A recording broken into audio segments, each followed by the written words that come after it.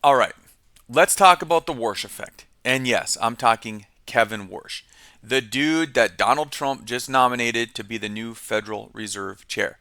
Because let's face it, ever since he was nominated, the crypto markets got a massive reality check. I mean, guys, if you were looking at Bitcoin last week, thinking we were on a straight shot up, the nomination of Kevin Warsh to lead the Fed just threw a massive wrench in the gears that nobody saw coming. I mean, we're seeing some serious turbulence. So we're going to break this down today. Why the nomination of Kevin Warsh is shaking everyone up and causing this massive sell off. So here's the deal.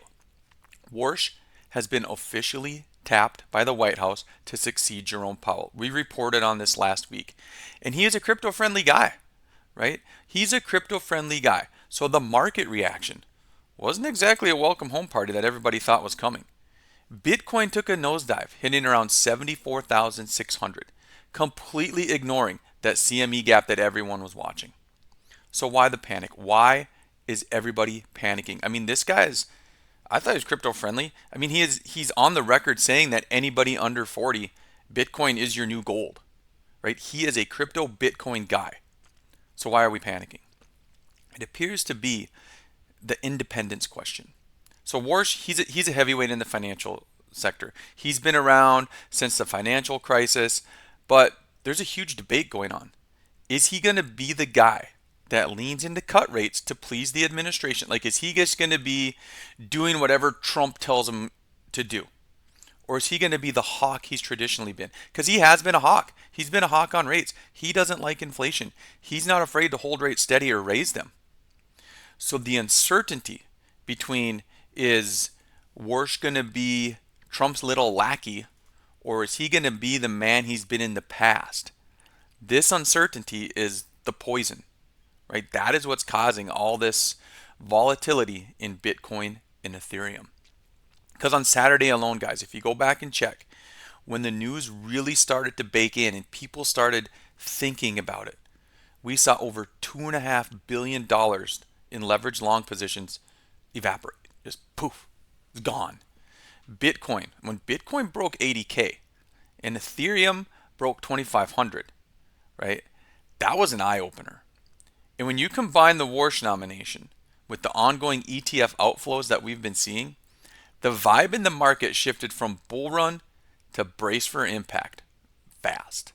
Because we're technically on a 4-month losing streak for Bitcoin right now, right? This is not exactly the to the moon positioning we were promised. So now we have to ask ourselves, is the bottom in? I'm not sure if the bottom's in or not, guys.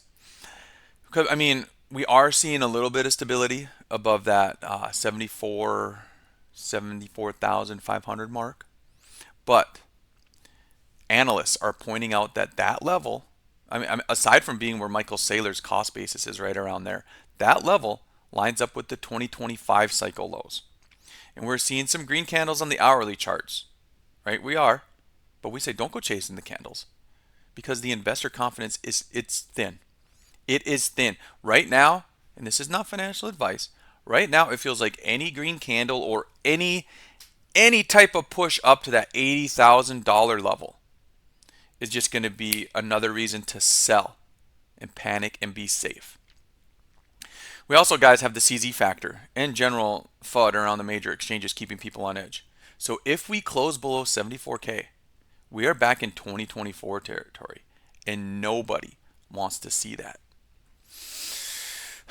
So, the big question for the coming weeks, which Kevin Warsh will show up? Is he the anti-quantitative easing guy? Is he going to stick to those guns? Right? If he does, markets might continue to contract. But, and this is a big but, if he pivots more to a dovish stance to align with the White House and please Donald Trump and push for lower rates, we could see a massive and rapid rebound. This is why, guys, nobody makes money panicking. We don't know what's going to happen. We could go down further. Or if he does take that dovish stance, pow, we could just shoot straight back up to where we came from. And the last thing a trader needs to do is get whipsawed and caught in the middle. You know, buy high, sell low, buy higher again. Fastest way to blow up your account.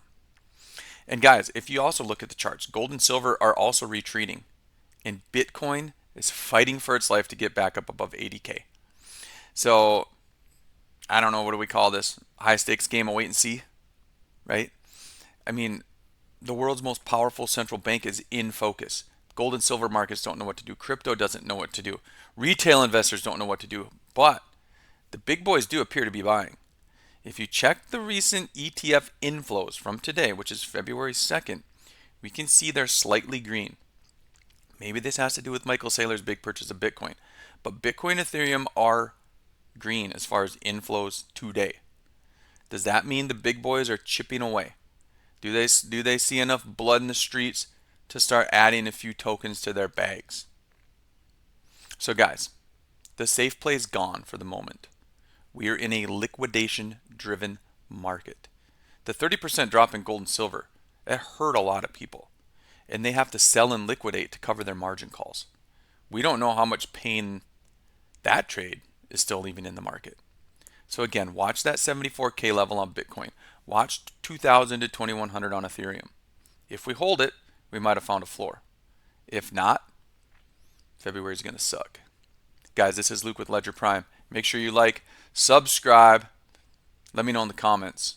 What do you think? What do you think is going to come next in February? Because I don't really know. It's all going to depend on rates. It's going to depend on Trump. A lot of things out of our control that we just have to watch. But if you're convicted in this market, if you believe in crypto, in the future of finance, in the infrastructure, right? We buy when the prices are low, and we hold on for the ride. We'll see you in the next one.